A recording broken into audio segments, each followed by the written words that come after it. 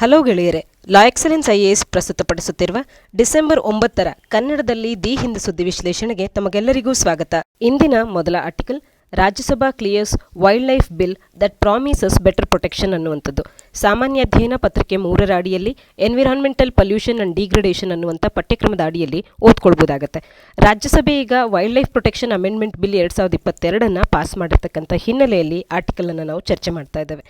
ಈ ಬಿಲ್ ಮುಖ್ಯವಾಗಿ ಭಾರತದ ಆಬ್ಲಿಗೇಷನ್ಸ್ಗಳೇನಿದೆ ಸೈಟ್ಸ್ನ ಅಡಿಯಲ್ಲಿ ಅವುಗಳಿಗೆ ಎಫೆಕ್ಟ್ ಅನ್ನು ಕೊಡುವಂಥ ಬಿಲ್ ಆಗಿರ್ತಕ್ಕಂಥದ್ದು. ಸೈಟ್ಸ್ ಅಂದರೆ convention on international trade on endangered species of wild fauna and flora. ಇದರ ಅಡಿಯಲ್ಲಿ ಭಾರತಕ್ಕಿರ್ತಕ್ಕಂಥ ಆಬ್ಲಿಗೇಷನ್ಸ್ಗಳಿಗೆ ಒಂದು ಎಫೆಕ್ಟ್ ಅನ್ನು ನೀಡೋದಕ್ಕೆ ಪ್ರಯತ್ನ ಮಾಡ್ತಿದೆ ವೈಲ್ಡ್ ಲೈಫ್ ಅಮೆಂಡ್ಮೆಂಟ್ ಬಿಲ್ 2022. ಈ ಒಂದು ಬಿಲ್ಲನ್ನು ಈಗ ರಾಜ್ಯಸಭೆ ಪಾಸ್ ಮಾಡಿರ್ತಕ್ಕಂಥದ್ದು. ಹಾಗಾದರೆ ಬಿಲ್ಲಿನ ಕುರಿತಂತೆ ಹೆಚ್ಚಿನ ಮಾಹಿತಿಯನ್ನು ತಿಳ್ಕೊಳ್ತಾ ಹೋಗೋಣ. ಈ ಬಿಲ್ಲಿನ ಮುಖ್ಯ ಆಬ್ಜೆಕ್ಟಿವ್ಸ್ಗಳು ಏನು ಅಂತ ಅಂದರೆ, ಎಂಡೇಂಜರ್ಡ್ ಸ್ಪೀಸೀಸ್ಗಳನ್ನು ಕಾಪಾಡುವಂಥದ್ದು ಇದರ ಮುಖ್ಯ ಉದ್ದೇಶ ಆಗುತ್ತೆ. ಹಾಗೆಯೇ ಇಲ್ಲೀಗಲ್ ವೈಲ್ಡ್ ಲೈಫ್ ಟ್ರೇಡನ್ನು ಮಾಡುವಂಥವ್ರಿಗೆ ಪನಿಷ್ಮೆಂಟನ್ನು ಇನ್ಕ್ರೀಸ್ ಮಾಡುವಂಥ ಕಾರ್ಯವನ್ನು ಮಾಡುತ್ತೆ. ಹಾಗೆಯೇ ಪ್ರೊಟೆಕ್ಟೆಡ್ ಏರಿಯಾಸ್ಗಳನ್ನು ಬೆಟರ್ ಮ್ಯಾನೇಜ್ಮೆಂಟ್ ಮಾಡೋದ್ರ ಬಗ್ಗೆ ಕೂಡ ಬಿಲ್ ಕೆಲವೊಂದು ಪ್ರಾವಿಷನ್ಸ್ಗಳನ್ನು ಒಳಗೊಂಡಿದೆ. ಅಂದರೆ ಗ್ರೇಸಿಂಗ್ ಅಥವಾ ಲೈಫ್ ಸ್ಟಾಕಿಗೆ ಸಂಬಂಧಪಟ್ಟಂತೆ ಮೂವ್ಮೆಂಟ್ ಆಫ್ ಲೈಫ್ ಸ್ಟಾಕ್ ಈ ರೀತಿಯ ಆ್ಯಕ್ಟಿವಿಟೀಸ್ಗಳನ್ನು, ಸರ್ಟೆನ್ ಪರ್ಮಿಟೆಡ್ ಆ್ಯಕ್ಟಿವಿಟೀಸ್ಗಳನ್ನು ಮಾತ್ರ ಇದು ಪ್ರೊವೈಡ್ ಮಾಡುತ್ತೆ. ಹಾಗೆಯೇ bona fide use of drinking and household ವಾಟರನ್ನು ಲೋಕಲ್ ಕಮ್ಯುನಿಟೀಸ್ಗಳು ಬಳಸೋದಕ್ಕೆ ಅಲೋ ಮಾಡ್ತಾ ಇದೆ ಲೋಕಲ್ ಕಮ್ಯುನಿಟೀಸ್ಗಳಿಗೆ. ಹಾಗೆಯೇ ಪ್ರೊಟೆಕ್ಷನ್ ಆಫ್ ಫಾರೆಸ್ಟ್ ಲ್ಯಾಂಡ್ ಕೂಡ ಬಹುಮುಖ್ಯ ಆಗುತ್ತೆ. ಏಕೆಂತಂದರೆ ಫಾರೆಸ್ಟ್ ಲ್ಯಾಂಡನ್ನು ಕೂಡ ನಾವು ಪ್ರೊಟೆಕ್ಟ್ ಮಾಡಬೇಕು. ಹಾಗೆಯೇ ಅಲ್ಲಿರ್ತಕ್ಕಂಥ ಲೋಕಲ್ ಪೀಪಲ್ಸ್ಗಳ ರೈಟ್ಸನ್ನು ಕೂಡ ನಾವು ಪ್ರೊಟೆಕ್ಟ್ ಮಾಡಬೇಕಾಗತ್ತೆ. ಅವರು ಸಿನ್ಸ್ ಏಜಸ್ ಅಲ್ಲಿ ರಿಸೈಡ್ ಆಗ್ತಾ ಬಂದಿರ್ತಾರೆ. ಎರಡನ್ನು ಕೂಡ ಈಕ್ವಲಿ ಪ್ರೊಟೆಕ್ಟ್ ಮಾಡುವಂಥದ್ದು ವೆರಿ ಕ್ರಿಟಿಕಲ್ ಆಗುತ್ತೆ. ಈ ಹಿನ್ನೆಲೆಯಲ್ಲಿ ಈ ಅಂಶಗಳನ್ನು ಕೂಡ ಈ ಒಂದು ಬಿಲ್ ಒಳಗೊಂಡಿರ್ತಕ್ಕಂಥದ್ದು. ಹಾಗಾದರೆ ಈ ಬಿಲ್ನಲ್ಲಿ ಪ್ರಪೋಸ್ ಆಗಿರ್ತಕ್ಕಂಥ ತಿದ್ದುಪಡಿಗಳ ಬಗ್ಗೆ ಒಮ್ಮೆ ನಾವು ಮೆಲುಕು ಹಾಕೋಣ. ಇಲ್ಲಿರ್ತಕ್ಕಂಥ ಪ್ರಪೋಸ್ಡ್ ಅಮೆಂಡ್ಮೆಂಟ್ಸ್ ಅಂತ ಅಂದರೆ, ಒಂದು ನ್ಯೂ ಶೆಡ್ಯೂಲನ್ನು ಈ ಒಂದು ಅಮೆಂಡ್ಮೆಂಟ್ ಅನ್ನುವಂಥದ್ದು ಪ್ರಪೋಸ್ ಮಾಡ್ತಾ ಇದೆ. ಸೊ ದಟ್ ಸೈಟ್ಸ್ನ ಅಡಿಯಲ್ಲಿರ್ತಕ್ಕಂಥ ಅಪೆಂಡಿಸಿಸ್ ಯಾವ ರೀತಿ ಇದೆ ಆ ರೀತಿ ಒಂದು ನ್ಯೂ ಶೆಡ್ಯೂಲನ್ನು ಸ್ಪೀಸೀಸ್ಗಳಿಗಾಗಿ ಇದು ಪ್ರಪೋಸ್ ಮಾಡ್ತಾ ಇರ್ತಕ್ಕಂಥದ್ದು. ಹಾಗೆ ಶೆಡ್ಯೂಲ್ 6ಗೆ ತಿದ್ದುಪಡಿಯನ್ನು ತರೋ ಮುಖಾಂತರ state board for wild life ಏನಿದೆ ಇದರ ಮುಖಾಂತರವಾಗಿ ಪವರ್ಸ್ ಆ್ಯಂಡ್ ಡ್ಯೂಟೀಸ್ಗಳನ್ನು ಒಂದು ಸ್ಟ್ಯಾಂಡಿಂಗ್ ಕಮಿಟಿಯನ್ನು ಕಾನ್ಸ್ಟಿಟ್ಯೂಟ್ ಮಾಡಿ, ಆ ಸ್ಟ್ಯಾಂಡಿಂಗ್ ಕಮಿಟಿಗೆ ಏನು ಪವರ್ಸ್ ಆ್ಯಂಡ್ ಡ್ಯೂಟೀಸ್ಗಳನ್ನು ಡೆಲಿಗೇಟ್ ಮಾಡಿರುತ್ತೆ state board of wildlife ಅನ್ನುವಂಥದ್ದು, ಈ ಕಾರ್ಯಗಳನ್ನು ಆ ಕಮಿಟಿ ಮಾಡಬೇಕು ಅಂತ ಹೇಳಿ ಒಂದು ಕಮಿಟಿಯನ್ನು ಕಾನ್ಸ್ಟಿಟ್ಯೂಟ್ ಮಾಡೋದಕ್ಕೆ, ಸ್ಟ್ಯಾಂಡಿಂಗ್ ಕಮಿಟಿಯನ್ನು ಕಾನ್ಸ್ಟಿಟ್ಯೂಟ್ ಮಾಡೋದಕ್ಕೆ ಅಂತ ಹೇಳಿ ಸೆಕ್ಷನ್ 6 ಅಮೆಂಡ್ ಮಾಡಲಾಗಿರ್ತಕ್ಕಂಥದ್ದು. ಹಾಗೆಯೇ ಸೆಕ್ಷನ್ 43 ಕೂಡ ಇಲ್ಲಿ ತಿದ್ದುಪಡಿ ಮಾಡಲಾಗಿದೆ. ಎಲಿಫೆಂಟ್ಸ್ಗಳನ್ನು ರಿಲಿಜಿಯಸ್ ಅಥವಾ ಇನ್ನು ಕೆಲವೊಂದು ಪರ್ಪಸ್ಗಳಿಗೆ ಅಂತ ಹೇಳಿ ಬಳಕೆ ಮಾಡೋದ್ರ ಬಗ್ಗೆ ಇಲ್ಲಿ ಪರ್ಮಿಷನನ್ನು ಕೂಡ ನೀಡಲಾಗ್ತಾ ಇದೆ. ಹಾಗೆ ಇದು ಮ್ಯಾನೇಜ್ಮೆಂಟ್ ಅಥಾರಿಟೀಸ್ ಸೆಕ್ಷನನ್ನು ಅಪಾಯಿಂಟ್ ಮಾಡೋದಕ್ಕೆ ಅಂತ ಹೇಳಿ ಸೆಂಟ್ರಲ್ ಗೌರ್ಮೆಂಟನ್ನು ಎನೇಬಲ್ ಮಾಡ್ತಾ ಇದೆ. ಇದಕ್ಕಾಗಿ ಸೆಕ್ಷನ್ 49E ಅನ್ನುವಂಥ ಒಂದು ಹೊಸ ಸೆಕ್ಷನನ್ನು ಇನ್ಸರ್ಟ್ ಮಾಡ್ತಾ ಇದೆ. ಹಾಗೆಯೇ ಸೆಂಟ್ರಲ್ ಗೌರ್ಮೆಂಟಿಗೆ ಸೈಂಟಿಫಿಕ್ ಅಥಾರಿಟಿಯನ್ನು ಅಪಾಯಿಂಟ್ ಮಾಡ್ಕೊಳ್ಳೋದಕ್ಕೆ ಕೂಡ ಇಲ್ಲಿ ಅಲೋ ಮಾಡ್ತಾ ಇದೆ. ಸೊ ದಟ್ ಆ ಸೈಂಟಿಫಿಕ್ ಅಥಾರಿಟಿ ಅನ್ನುವಂಥದ್ದು ಸರ್ವೈವಲ್ ಆಫ್ ದ ಸ್ಪೆಸಿಮೆನ್ಸ್ ಯಾವೆಲ್ಲ ಟ್ರೇಡ್ ಆಗ್ತಾ ಇದೆ ಇವುಗಳ ಮೇಲೆ ಏನೆಲ್ಲ ಇಂಪ್ಯಾಕ್ಟ್ ಉಂಟಾಗುತ್ತೆ ಅನ್ನೋದ್ರ ಬಗ್ಗೆ ಇವು ಅಧ್ಯಯನ ಮಾಡುವಂಥ ಕಾರ್ಯವನ್ನು ಮಾಡುತ್ತೆ. ಈ ಒಂದು ಸೈಂಟಿಫಿಕ್ ಅಥಾರಿಟಿ ಅನ್ನುವಂಥದ್ದು ಒಂದು ಗೈಡೆನ್ಸನ್ನು ಕೂಡ ನೀಡ್ತಾ ಹೋಗುತ್ತೆ. ಹಾಗೆಯೇ ಸೆಂಟ್ರಲ್ ಗೌರ್ಮೆಂಟ್ ಅನ್ನುವಂಥದ್ದಕ್ಕೆ ಕೆಲವೊಂದು ಪವರ್ಸ್ಗಳನ್ನು ಕೂಡ ಈ ಬಿಲ್ ನೀಡ್ತಾ ಇದೆ. ಉದಾಹರಣೆಗೆ import, trade and possession of invasive plant and animal of ಏನಿಯಲ್ ಸ್ಪೀಸೀಸ್ ಆಗಿರ್ಬೋದು, ಈ ಒಂದು ಪವರ್ಸ್ಗಳನ್ನು ನೀಡ್ತಾ ಇರ್ತಕ್ಕಂಥದ್ದು. ಏಲಿಯನ್ ಸ್ಪೀಸೀಸ್ ಆಗಿರ್ಬೋದು ಅಥವಾ ಇನ್ಯಾವುದೇ ಇನ್ವೇಸಿವ್ ಪ್ಲಾಂಟ್ ಅಥವಾ ಸ್ಪೀಸೀಸ್ಗಳಿಗೆ ಅವುಗಳ ಟ್ರೇಡ್ ಆಗಿರ್ಬೋದು, ಇಂಪೋರ್ಟ್ ಆಗಿರ್ಬೋದು, ಅವುಗಳನ್ನು ಹೊಂದುವಂಥದ್ದಾಗಿರ್ಬೋದು, ಇದನ್ನು ರೆಗ್ಯುಲೇಟ್ ಮಾಡುವಂಥದ್ದು ಮತ್ತು ಇದನ್ನು ಸ್ಟಾಪ್ ಮಾಡುವಂಥದ್ದು ಈ ಪವರ್ಸ್ಗಳನ್ನು ಸೆಂಟ್ರಲ್ ಗೌರ್ಮೆಂಟ್ಗೆ ನೀಡಲಾಗ್ತಾ ಇದೆ. ಹಾಗೆಯೇ ಈ ಒಂದು ಬಿಲ್ ಅನ್ನುವಂಥದ್ದು ಈಗಾಗಲೇ ಇರ್ತಕ್ಕಂಥ ಪೆನಾಲ್ಟೀಸ್ಗಳೇನಿತ್ತು ಆ ಒಂದು ವೇಳೆ ಪ್ರಾವಿಷನ್ಸ್ ಆಫ್ ದಿ ಆ್ಯಕ್ಟನ್ನು ಫಾಲೋ ಮಾಡಲಿಲ್ಲ ಅಂತಂದರೆ ಆ ಪೆನಾಲ್ಟೀಸ್ಗಳನ್ನು ಹೆಚ್ಚುಗೊಳಿಸಿದೆ ಈ ಬಿಲ್ ಅನ್ನುವಂಥದ್ದು. ಈ ಹಿಂದೆ ಜನರಲ್ ವೈಲೇಷನ್ಸ್ಗಳಿಗೆ ಮ್ಯಾಕ್ಸಿಮಮ್ 25,000ವರೆಗೂ ಪನಿಷ್ಮೆಂಟ್ ಇತ್ತು. ಈಗ ಅದು 1,00,000ಕ್ಕೆ ಏರಿಕೆ ಆಗ್ತಾ ಇರ್ತಕ್ಕಂಥದ್ದು. ಹಾಗೆಯೇ ಸ್ಪೆಷಲಿ ಪ್ರೊಟೆಕ್ಟೆಡ್ ಅನಿಮಲ್ಸ್ಗಳಿಗೆ ಮಿನಿಮಮ್ ಫೈನ್ ಅಂತ ಅಂದರೆ 10,000 ಇತ್ತು ಇವುಗಳ ಕೇಸ್ನಲ್ಲಿ. ಈಗ ಮಿನಿಮಮ್ ಫೈನನ್ನು 25,000ಕ್ಕೆ ಎನ್ಹ್ಯಾನ್ಸ್ ಮಾಡ್ತಾ ಇರ್ತಕ್ಕಂಥದ್ದು. ಹಾಗಾದರೆ ಈ ಬಿಲ್ ನೋಟಿಗೆ ಕೂಡ ಅಸೋಸಿಯೇಟ್ ಆಗ್ತಿರ್ತಕ್ಕಂಥ ಕೆಲವು ಕನ್ಸರ್ನ್ಸ್ಗಳೇನು ಅಂತ ಅಂದರೆ, ಎನಿ ಅದರ್ ಪರ್ಪಸ್ ಅಂಥೇಳಿ ಇಲ್ಲೇನು ಎಲಿಫೆಂಟ್ಸ್ಗಳನ್ನು ಪೂಜೆಗೆ ಬಳಸುವಂಥದ್ದು ಅಥವಾ ಇನ್ಯಾವುದೇ ಎನಿ ಅದರ್ ಪರ್ಪಸ್ ಅಂತಾರಲ್ಲ, ಈ ರೀತಿ ಬಳಸುವಂಥ ಎನಿ ಅದರ್ ಪರ್ಪಸ್ ಅನ್ನುವಂಥ ಫ್ರೇಸ್ ಅನ್ನುವಂಥದ್ದು ಬಹಳ ವೇಗಾಗಿದ್ದು ಇದು ಕಮರ್ಷಿಯಲ್ ಟ್ರೇಡ್ ಆಫ್ ಎಲಿಫೆಂಟ್ಸ್ಗಳನ್ನು ಎನ್ಕರೇಜ್ ಮಾಡುವಂತೆ ಒಂದು ಪೊಟೆನ್ಷಿಯಲ್ ಎಲಿಮೆಂಟ್ ಆಗಿ ಇದೆ. ಹಾಗೆಯೇ ಸಮ್ ಇಂಪಾರ್ಟೆಂಟ್ ಇಶ್ಯೂಸ್ಗಳು, ಉದಾಹರಣೆಗೆ human wildlife conflict, eco sensitive zone, ಇವುಗಳನ್ನು ಇಲ್ಲಿ ಅಡ್ರೆಸ್ ಮಾಡಿಲ್ಲದೆ ಇರತಕ್ಕಂಥದ್ದು. ಹಾಗೆಯೇ ಈ ರಿಪೋರ್ಟ್ನ ಪಾರ್ಲಿಮೆಂಟರಿ ಸ್ಟ್ಯಾಂಡಿಂಗ್ ಕಮಿಟಿ ನೀಡಿರ್ತಕ್ಕಂಥ ರಿಪೋರ್ಟ್ನ ಪ್ರಕಾರ ಯಾವ ತ್ರೀ ಶೆಡ್ಯೂಲ್ಸ್ ಆಫ್ ದ ಬಿಲ್ನಲ್ಲಿ ಸ್ಪೀಸೀಸ್ಗಳನ್ನು ಲಿಸ್ಟ್ ಮಾಡಲಾಗಿದೆ, ಇವು ಇನ್ಕಂಪ್ಲೀಟ್ ಆಗಿವೆ, ಇನ್ನೂ ಕೂಡ ಸ್ಪೀಸೀಸ್ಗಳನ್ನು ಲಿಸ್ಟ್ ಮಾಡಬಹುದಾಗಿತ್ತು ಅನ್ನುವಂತೆ ಇನ್ಕಂಪ್ಲೀಟ್ ಆಗಿವೆ ಸ್ಪೀಸೀಸ್ಗಳು ಶೆಡ್ಯೂಲ್ ಆಗಿರ್ತಕ್ಕಂಥದ್ದು ಅನ್ನುವಂಥದ್ದನ್ನು ತಿಳಿಸ್ತಾ ಇದ್ದಾರೆ. ಹಾಗೆಯೇ ಸೈಂಟಿಸ್ಟ್ಗಳು, ಬೊಟನಿಸ್ಟ್ಗಳು, ಬಯಾಲಜಿಸ್ಟ್ಸ್ಗಳು they are very short in number and ಅವರ ಗ್ರೇಟ್ ಇನ್ಕ್ಲೂಷನ್ ಅನ್ನುವಂಥದ್ದು ಇಲ್ಲಿ ಬೇಕಾಗಿತ್ತು. Listing of the existing species of wildlife ಅನ್ನುವಂಥದ್ದು ಇಲ್ಲಿ ನಡೆಯುವಂಥ ಸಂದರ್ಭದಲ್ಲಿ. ಇದರ ಹಿನ್ನೆಲೆಯಲ್ಲಿ ನಾವು ವೈಲ್ಡ್ ಲೈಫ್ ಪ್ರೊಟೆಕ್ಷನ್ ಆ್ಯಕ್ಟ್ನ ಕುರಿತಂತೆ ಮಾತನಾಡೋದೇ ಆದರೆ, ಯಾವಾಗ ಈ ಒಂದು ಆ್ಯಕ್ಟನ್ನು ಇಂಟ್ರೊಡ್ಯೂಸ್ ಮಾಡಲಾಯಿತು ಮೊದಲ ಬಾರಿಗೆ ಅನ್ನುವಂಥದ್ದನ್ನು ತಪ್ಪದೇ ನೀವು ಕಮೆಂಟ್ ಸೆಕ್ಷನಲ್ಲಿ ಕಮೆಂಟ್ ಮಾಡಿ ತಿಳಿಸಿ. ಇದು ಭಾರತದಲ್ಲಿರ್ತಕ್ಕಂಥ ಒಂದು ಲೀಗಲ್ ಫ್ರೇಮ್ವರ್ಕ್ ಆಗಿದ್ದು, ಸಾಕಷ್ಟು various species of animals and ಪ್ಲ್ಯಾಂಟ್ಸ್ಗಳಿಗೆ ಇದು ಪ್ರೊಟೆಕ್ಷನನ್ನು ನೀಡ್ತಾ ಹೋಗುತ್ತೆ. ಹಾಗೆ ಅದರ ಹೆಬಿಟೇಟ್ಸ್ಗಳನ್ನು ಮ್ಯಾನೇಜ್ ಮಾಡುವಂಥದ್ದು ಮತ್ತು ಅವುಗಳ ಟ್ರೇಡ್ನ ವಿಚಾರದಲ್ಲಿ ರೆಗ್ಯುಲೇಷನ್ ಮತ್ತು ಕಂಟ್ರೋಲನ್ನು ಮಾಡುವಂಥದ್ದು ಮತ್ತು ಪ್ಲ್ಯಾಂಟ್ಸ್ ಆ್ಯಂಡ್ ಪ್ರಾಡಕ್ಟ್ಸ್ಗಳನ್ನು ಅದರಿಂದ ಏನು ಮಾಡಲಾಗುತ್ತೆ, ಆ ಅನಿಮಲ್ಸ್ ಅಥವಾ ಪ್ಲ್ಯಾಂಟ್ಸ್ಗಳಿಂದ ಮಾಡುವಂಥ ಪ್ರಾಡಕ್ಟ್ಸ್ಗಳೇನಿದೆ ಇವುಗಳನ್ನು ರೆಗ್ಯುಲೇಟ್ ಮಾಡುವಂಥದ್ದು ಮತ್ತು ಅವುಗಳ ಟ್ರೇಡನ್ನು ಕಂಟ್ರೋಲ್ ಮಾಡುವಂಥ ಕಾರ್ಯವನ್ನು ವೈಲ್ಡ್ ಲೈಫ್ ಪ್ರೊಟೆಕ್ಷನ್ ಆ್ಯಕ್ಟ್ ಅನ್ನುವಂಥದ್ದು ಮಾಡುತ್ತೆ. ಯಾವ ವರ್ಷದಲ್ಲಿ ಇದು ಜಾರಿಗೆ ಬಂತು ಅನ್ನುವಂಥದ್ದನ್ನು ಕಮೆಂಟ್ ಸೆಕ್ಷನಲ್ಲಿ ಕಮೆಂಟ್ ಮಾಡಿ ತಿಳಿಸಿ. ಹಾಗೆಯೇ ಈ ಆ್ಯಕ್ಟ್ ಅನ್ನುವಂಥದ್ದು ಶೆಡ್ಯೂಲ್ಸ್ ಆಫ್ ಪ್ಲ್ಯಾಂಟ್ಸ್ ಆ್ಯಂಡ್ ಅನಿಮಲ್ಸನ್ನು ಕೂಡ ಇದು ಲಿಸ್ಟ್ ಮಾಡ್ತಾ ಇದೆ. ವೇರಿಯಸ್ ಡಿಗ್ರೀಸ್ ಆಫ್ ಪ್ರೊಟೆಕ್ಷನನ್ನು ಇವುಗಳಿಗೆ ನೀಡಲಾಗುತ್ತೆ, ಇಂಥ ಶೆಡ್ಯೂಲ್ನ ಅಡಿಯಲ್ಲಿ ಇಡಲಾಗಿದೆ ಅನ್ನುವಂಥ ಒಂದು ದೃಷ್ಟಿಕೋನದಲ್ಲಿ. ಮುಂದಿನ article, bill to amend energy conservation act introduced in Rajya Sabha. ಸಾಮಾನ್ಯ ಅಧ್ಯಯನ ಪತ್ರಿಕೆ 3ರ ಅಡಿಯಲ್ಲಿ infrastructure, energy, ports, roads, railways ಅನ್ನುವಂಥ ಪಠ್ಯಕ್ರಮದ ಅಡಿಯಲ್ಲಿ ಓದ್ಕೊಳ್ಬಹುದು. ಯೂನಿಯನ್ ಪವರ್ ಮಿನಿಸ್ಟರ್ ಅವರು ಎನರ್ಜಿ ಕನ್ಸರ್ವೇಷನ್ ಬಿಲ್ 2022 ರಾಜ್ಯಸಭೆಯಲ್ಲಿ ಇಂಟ್ರೊಡ್ಯೂಸ್ ಮಾಡಿದ್ದಾರೆ. ಇದು ಈಗಾಗಲೇ ಎಲೆಕ್ಟ್ರಿಸಿಟಿ ಕನ್ಸರ್ವೇಷನ್ ಆ್ಯಕ್ಟ್ 2001ರಲ್ಲಿ ಏನಿತ್ತು, ಈ ಆ್ಯಕ್ಟ್ಗೆ ಕೆಲವೊಂದು ತಿದ್ದುಪಡಿಗಳನ್ನು ತರೋದಕ್ಕೆ ಹೊರಟಿದೆ ಈ ಎನರ್ಜಿ ಕನ್ಸರ್ವೇಷನ್ ಅಮೆಂಡ್ಮೆಂಟ್ ಬಿಲ್ 2022 ಅನ್ನುವಂಥದ್ದು. ಯಾವ ಮುಖಾಂತರ ಅಂತ ಅಂದರೆ, ಕ್ಲೀನ್ ಎನರ್ಜಿಯನ್ನು ಯಾರು ಬಳಸ್ತಾರೆ, ಕ್ಲೀನ್ ಎನರ್ಜಿಯ ಬಳಕೆದಾರರಿಗೆ ಇನ್ಸೆಂಟಿವೈಸ್ ಮಾಡುವಂಥದ್ದು.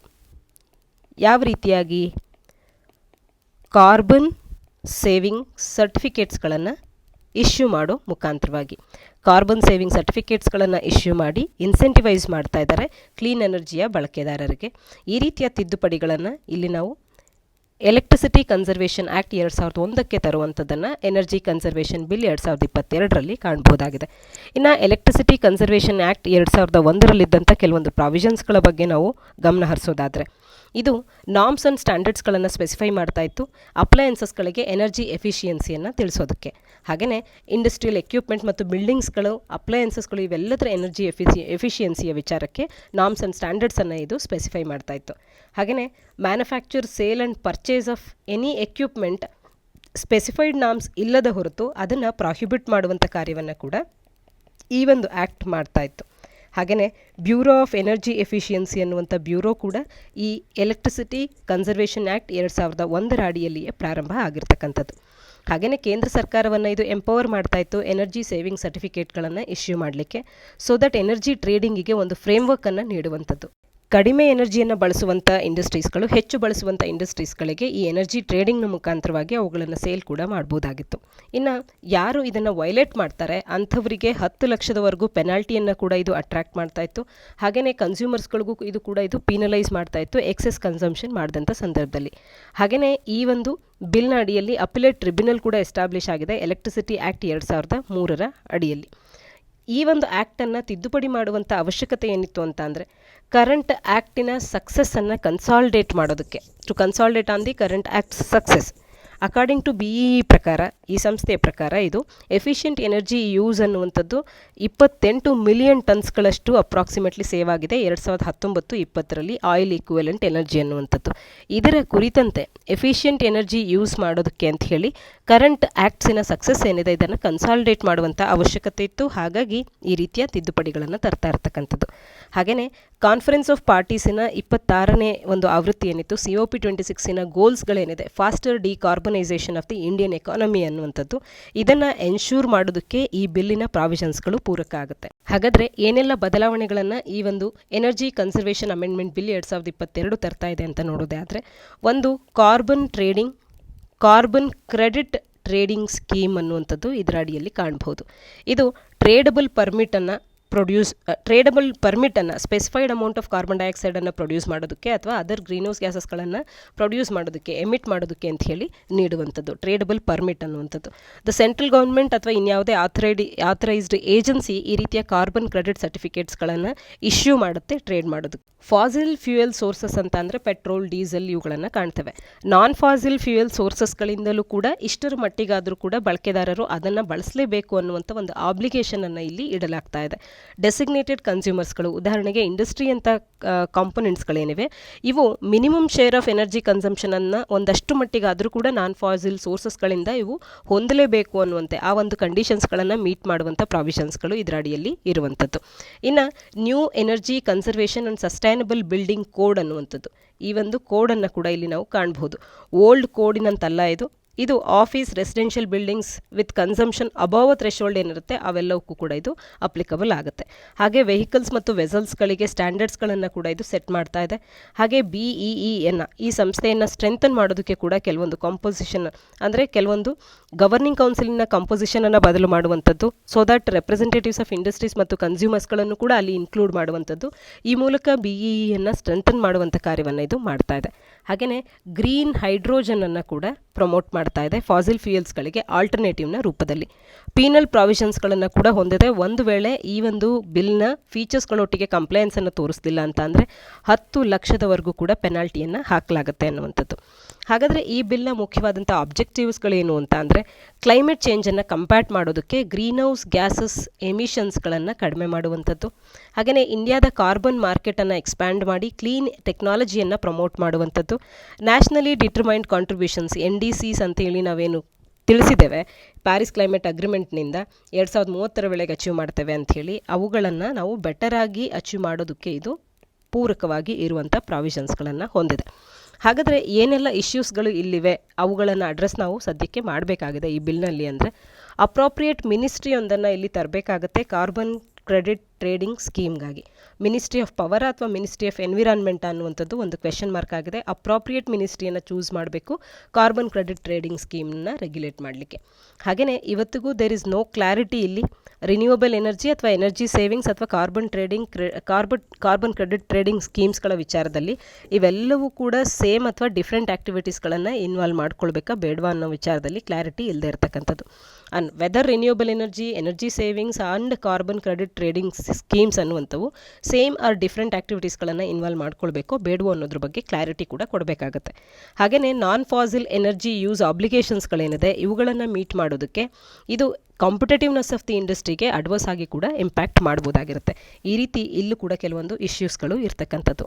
ಮುಂದಿನ article AAP to turn national party ಅನ್ನುವಂಥದ್ದು. Kejriwal says will conquer Gujarat fortress next time ಅಂತ ಹೇಳಿ ಸಾಮಾನ್ಯ ಅಧ್ಯಯನ ಪತ್ರಿಕೆ 2ರ ಅಡಿಯಲ್ಲಿ ಪೊಲಿಟಿ ಅಡಿಯಲ್ಲಿ ಇದನ್ನು ನಾವು ಓದ್ಕೊಳ್ಬೋದಾಗತ್ತೆ. ಇಲ್ಲಿ ಆಮ್ ಆದ್ಮಿ ಪಾರ್ಟಿ ಅನ್ನುವಂಥದ್ದು ನ್ಯಾಷನಲ್ ಪಾರ್ಟಿ ಅನ್ನುವಂಥ ಸ್ಥಾನಮಾನವನ್ನು ಪಡ್ಕೊಳ್ತಾ ಇದೆ. ಹಾಗಾದರೆ ಯಾವುದೇ ಒಂದು ಪಾರ್ಟಿ ನ್ಯಾಷನಲ್ ಪಾರ್ಟಿ ಆಗಬೇಕು ಅಂದರೆ ಭಾರತದಲ್ಲಿ ಏನೆಲ್ಲ ಅಂಶಗಳು ಬೇಕು, ಯಾವ ಕ್ವಾಲಿಫಿಕೇಷನ್ಸ್ಗಳನ್ನು ಇದು ಮೀಟ್ ಮಾಡಬೇಕು ಅನ್ನುವಂಥದ್ದನ್ನು ಆರ್ಟಿಕಲ್ನ ಹಿನ್ನೆಲೆಯಲ್ಲಿ ಚರ್ಚೆ ಮಾಡೋಣ. 12.9% ಆಫ್ ದಿ ಸೀಟ್ಸ್ಗಳನ್ನು ಪಡ್ಕೊಳ್ಳೋ ಮುಖಾಂತರವಾಗಿ ಆಪ್ ಈಗ ಭಾರತದ 9ನೇ ನ್ಯಾಷನಲ್ ಪಾರ್ಟಿ ಅಂತ ಹೇಳಿ ಗುರುತಿಸ್ಕೊಳ್ತಾ ಇದೆ ಎಲೆಕ್ಷನ್ ಕಮಿಷನ್ನಿನ ಕಡೆಯಿಂದ. ನ್ಯಾಷನಲ್ ಪಾರ್ಟಿ ಅಂತ ಗುರುತಿಸೋದು ಯಾರು ಅಂದರೆ election commission. AAP is the 9th national ಪಾರ್ಟಿಯಾಗಿ ಗುರುತಿಸ್ಕೊಳ್ತಾ ಇದೆ. 12.9% ಆಫ್ ದಿ ಸೀಟ್ಸ್ಗಳನ್ನು ಈಗ ಆಪ್ ಪಡ್ಕೊಂಡಿದೆ. ಹಾಗಾದರೆ ನ್ಯಾಷನಲ್ ಪಾರ್ಟಿ ಅಂದರೆ ಏನು, ಎಲೆಕ್ಷನ್ ಕಮಿಷನ್ ಆಫ್ ಇಂಡಿಯಾದ ಕ್ರೈಟೀರಿಯಾಸ್ಗಳೇನು ನ್ಯಾಷನಲ್ ಪಾರ್ಟಿ ಅಂತ ಹೇಳಿ ಗುರುತಿಸ್ಕೊಳ್ಳೋದಕ್ಕೆ ಅಂಥೇಳಿ ಕ್ರೈಟೀರಿಯಾಸ್ಗಳನ್ನು ನೋಡೋದೇ ಆದರೆ ಅಟ್ಲೀಸ್ಟ್ 4 ಸ್ಟೇಟ್ಸ್ಗಳಲ್ಲಿ ಅಂದರೆ ಕನಿಷ್ಠ ಪಕ್ಷ 4 ರಾಜ್ಯಗಳಲ್ಲಾದರೂ ಕೂಡ ಇದು ರೆಕಗ್ನೈಸ್ಡ್ ಪಾರ್ಟಿ ಅಂತ ಹೇಳಿ ಗುರುತಿಸ್ಕೊಳ್ಬೇಕು. ರೆಕಗ್ನೈಸ್ಡ್ ಆಗಬೇಕು ಅಟ್ಲೀಸ್ಟ್ 4 ಸ್ಟೇಟ್ಸ್ಗಳಲ್ಲಿ. ಅಥವಾ ಇದರ ಕ್ಯಾಂಡಿಡೇಟ್ಸ್ಗಳೇನಿರ್ತಾರೆ ಅವರು 4 ಅಥವಾ 4ಕ್ಕೂ ಹೆಚ್ಚು ರಾಜ್ಯಗಳಲ್ಲಿ ಪೋಲಾಗಿರ್ತಕ್ಕಂಥ ವೋಟ್ಸ್ಗಳಲ್ಲಿ ಅಟ್ಲೀಸ್ಟ್ 6% ವ್ಯಾಲಿಡ್ ವೋಟ್ಸ್ಗಳನ್ನು ಅವರು ಪಡ್ಕೊಂಡಿರಬೇಕು ಲೋಕಸಭೆ ಅಥವಾ ಅಸೆಂಬ್ಲಿ ಎಲೆಕ್ಷನ್ಸ್ಗಳಲ್ಲಿ. ಅಥವಾ ಅಟ್ಲೀಸ್ಟ್ 4 MPs ಲಾಸ್ಟ್ LS ಪೋಲ್ಸ್ಗಳಲ್ಲಿ ಅವರು ವಿನ್ ಆಗಿರಬೇಕಾಗತ್ತೆ, ಅಂದರೆ ಹೊಂದಿರಬೇಕಾಗತ್ತೆ ಆ ರಾಜ್ಯಗಳಲ್ಲಿ. ಅಥವಾ at least 2% of the total seats ಏನು LS ಅಲ್ಲಿರುತ್ತೆ, ನಾಟ್ ಲೆಸ್ ದ್ಯಾನ್ 3 ಸ್ಟೇಟ್ಸ್ಗಳಲ್ಲಾದರೂ ಕೂಡ ಟೋಟಲ್ 2% ಆಫ್ ದಿ LS ಸೀಟ್ಸ್ಗಳನ್ನು ಅವರು ಹೊಂದಬೇಕಾಗತ್ತೆ. ಈ ರೀತಿ ಆಗೋದ್ರಿಂದಾಗಿ ನ್ಯಾಷನಲ್ ಪಾರ್ಟಿ ಅಂತ ಹೇಳಿ ನಾವು ಗುರುತಿಸ್ಬೋದು ಯಾವುದೇ ಒಂದು ಪಾರ್ಟಿಯನ್ನು. ಇನ್ನು ಸ್ಟೇಟ್ ಪಾರ್ಟಿ ಅಂತ ಅಂದರೆ ಟೋಟಲ್ ವೋಟ್ ಶೇರ್ ಏನಿರುತ್ತೆ ಇದನ್ನು ಅಟ್ಲೀಸ್ಟ್ 6% ಆಫ್ ದಿ ವೋಟ್ ಶೇರನ್ನು ಅವರು ಲಾಸ್ಟ್ ಅಸೆಂಬ್ಲಿ ಎಲೆಕ್ಷನಲ್ಲಿ ಪಡ್ಕೊಂಡಿರಬೇಕು. ಹಾಗೆಯೇ ಅಟ್ಲೀಸ್ಟ್ 2 MLAsಗಳು ಅವರ ಒಂದು ಪಕ್ಷದಿಂದ ಎಲೆಕ್ಟ್ ಆಗಿರಬೇಕು. ಅಥವಾ 6% ಆಫ್ ದಿ ವೋಟ್ ಶೇರ್ ಅನ್ನುವಂಥದ್ದು ಲಾಸ್ಟ್ ಲೋಕಸಭಾ ಎಲೆಕ್ಷನ್ನಲ್ಲಿ ಇರಬೇಕು ಆ ಒಂದು ರಾಜ್ಯದಿಂದ. ಅಟ್ಲೀಸ್ಟ್ 1 MP ಅನ್ನಾದರೂ ಕೂಡ ಆ ಪಕ್ಷ ವಿನ್ ಆಗಿರಬೇಕು, ಆ ಪಕ್ಷದವರು 1 MP ಆದರೂ ಕೂಡ ಆಗಿರಬೇಕು. ಅಥವಾ 3% ಟೋಟಲ್ ನಂಬರ್ ಆಫ್ ಸೀಟ್ಸ್ ಅಥವಾ 3 ಸೀಟ್ಸ್ಗಳನ್ನಾದರೂ ಕೂಡ ಅವರು ಪಡ್ಕೊಳ್ಬೇಕು. 2ರಲ್ಲಿ ಯಾವುದು ದೊಡ್ಡದೋ ಅದು. ಅಂದರೆ 150 ಜನ ಏನಾದರೂ ಒಂದು ಅಸೆಂಬ್ಲಿಯಲ್ಲಿ ಇದ್ದಾರೆ ಅಂತ ಅಂದರೆ 4.5 ಅಂದರೆ 5 ಮೆಂಬರ್ಸ್ಗಳಷ್ಟು ಇರಬೇಕಾಗತ್ತೆ. ಅಥವಾ 3% ಆಫ್ ದಿ ವೋಟ್ಸ್ 2ರಲ್ಲಿ ಯಾವುದು ದೊಡ್ಡದೋ ಅವ್ರು ಅಷ್ಟನ್ನು ಹೊಂದಿರಬೇಕಾಗತ್ತೆ ಸ್ಟೇಟ್ ಪಾರ್ಟಿ ಅಂತ ಗುರುತಿಸ್ಕೊಳ್ಳೋದಕ್ಕೆ. ಅಥವಾ at least 1 MP for every 25 members or any fraction allotted to the state in the Lok Sabha ಅದಾದರೂ ಆಗಿರಬೇಕು.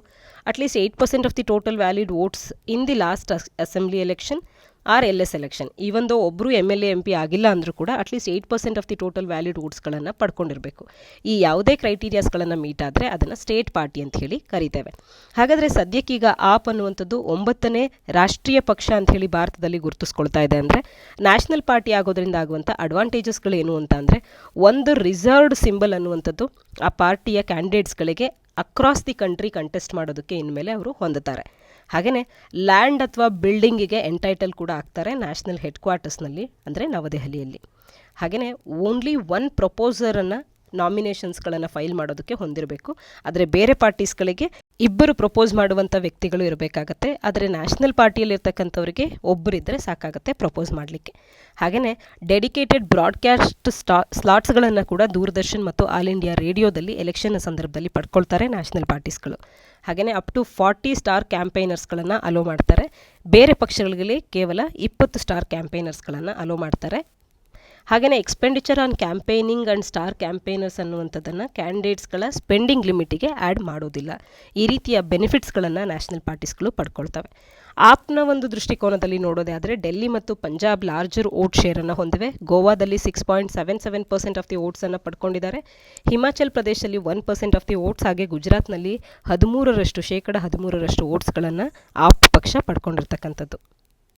ಮುಂದಿನ article, process to appoint ad hoc judges must be less cumbersome ಅಂತ ಹೇಳಿ ಸುಪ್ರೀಂ ಕೋರ್ಟ್ ತಿಳಿಸ್ತಾ ಇದೆ.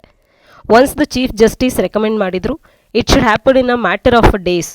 If it goes for long no one will come back ಅಂತ ಹೇಳಿ justice Sanjay Kishan Kaul ಅವರು ಸುಪ್ರೀಂ ಕೋರ್ಟ್ ಜಡ್ಜ್ ತಿಳಿಸ್ತಾ ಇದ್ದಾರೆ.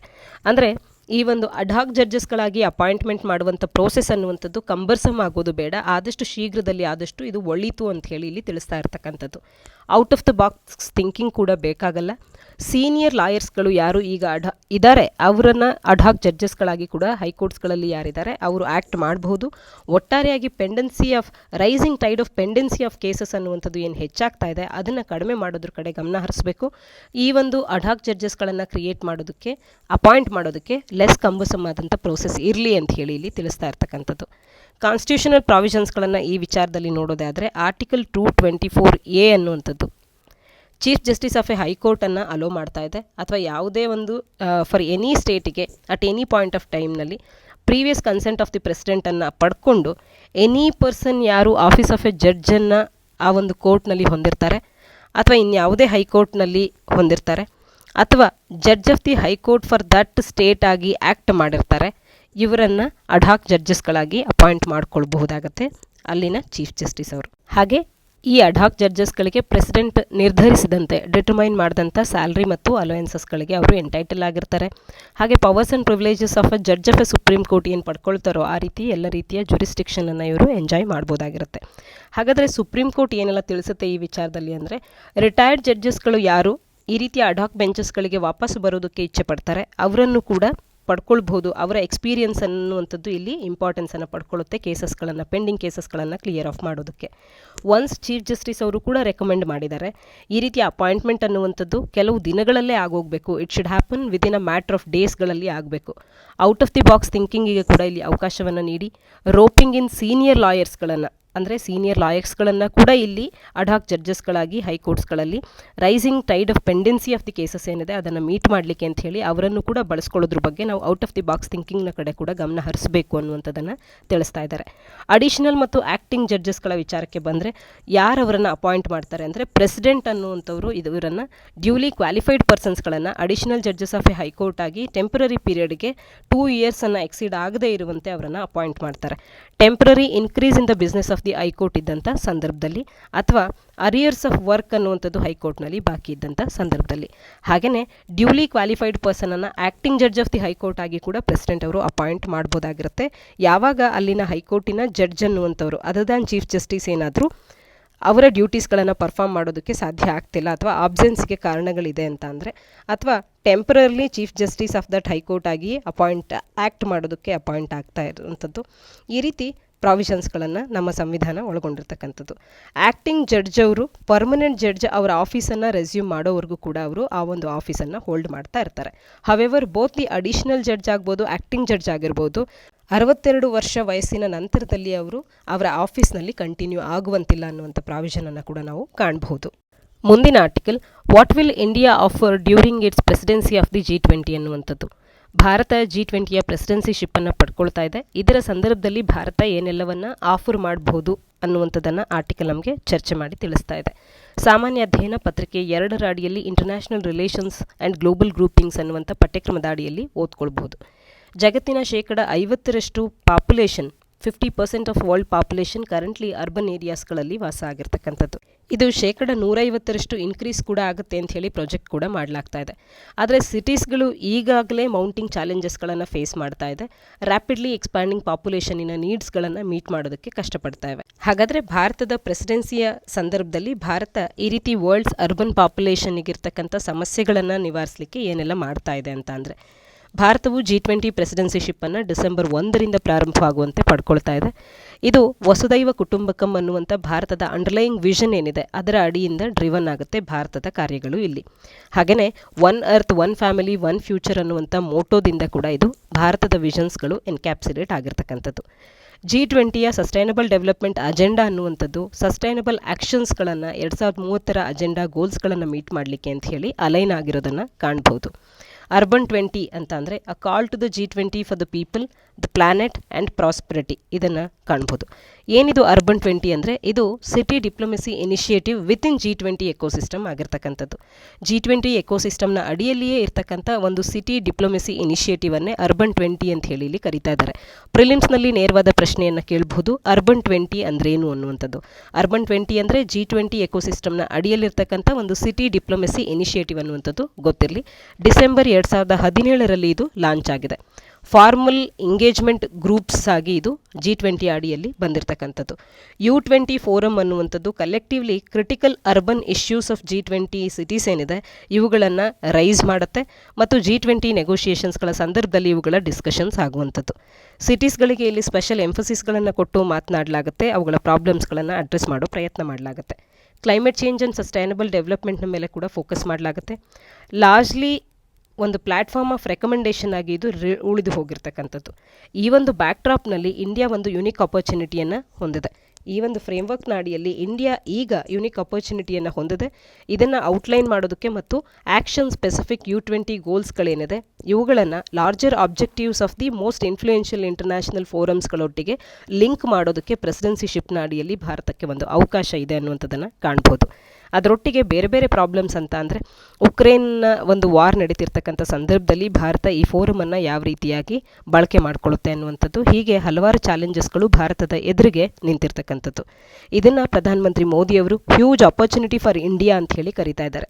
G20ಯಲ್ಲಿ Argentina, Australia, Brazil, Canada, China, France, Germany, India, Indonesia, Italy, Japan, ಹಾಗೆ republic of Korea, Mexico, Russia, Saudi Arabia, South Africa, Turkey, UK, US ಮತ್ತು European Union ಹೀಗೆ 20 ಸದಸ್ಯ ರಾಷ್ಟ್ರಗಳನ್ನು ಕಾಣ್ತೇವೆ. G20 1999ರಲ್ಲಿ ಫಿನಾನ್ಸ್ ಮಿನಿಸ್ಟರ್ಸ್ಗಳು ಮತ್ತು ಸೆಂಟ್ರಲ್ ಬ್ಯಾಂಕ್ ಗವರ್ನರ್ಸ್ ಆಫ್ 7 ಕಂಟ್ರೀಸ್ಗಳಿಂದ Washington DC ಇದು ಒಂದು ಮೀಟಿಂಗ್ನ ನಂತರದಲ್ಲಿ ಇದು ಫೋರಮ್ ಅನ್ನುವಂಥದ್ದು ಪ್ರಾರಂಭ ಆಗಿದೆ.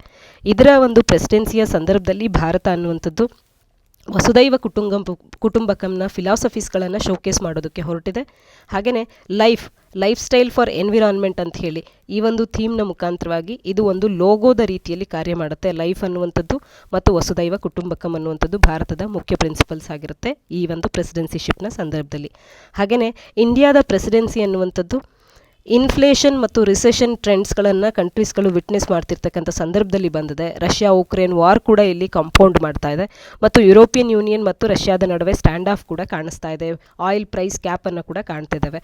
ಈ ಎಲ್ಲ ಒಂದು ಇಂಥ ಸಂದರ್ಭಗಳು ಇಲ್ಲಿ ಉಂಟಾಗಿರ್ತಕ್ಕಂಥ ಒಂದು ಸಮಯದಲ್ಲಿ ಭಾರತದ ಪ್ರೆಸಿಡೆನ್ಸಿಶಿಪ್ ಅನ್ನುವಂಥದ್ದು ವೆರಿ ಚಾಲೆಂಜಿಂಗ್ ಆಗಿರುತ್ತೆ. ಆದರೆ ಅದನ್ನೇ ಒಂದು ಹ್ಯೂಜ್ ಅಪರ್ಚುನಿಟಿಯನ್ನಾಗಿ ಭಾರತ ಕನ್ವರ್ಟ್ ಮಾಡ್ಕೊಳ್ಳೋದಕ್ಕೆ ಹೊರಟಿದೆ ಅನ್ನುವಂಥದ್ದನ್ನು ಆರ್ಟಿಕಲ್ನಲ್ಲಿ ಲೇಖಕರು ಮಾತನಾಡ್ತಾ ಇರ್ತಕ್ಕಂಥದ್ದು. ಇದಿಷ್ಟು ಇಂದಿನ ಸುದ್ದಿ ವಿಶ್ಲೇಷಣೆಯಾಗಿದೆ. ಮುಂದಿನ ಸುದ್ದಿ ವಿಶ್ಲೇಷಣೆಯೊಂದಿಗೆ ಮತ್ತೆ ಸಿಗೋಣ. ಧನ್ಯವಾದ.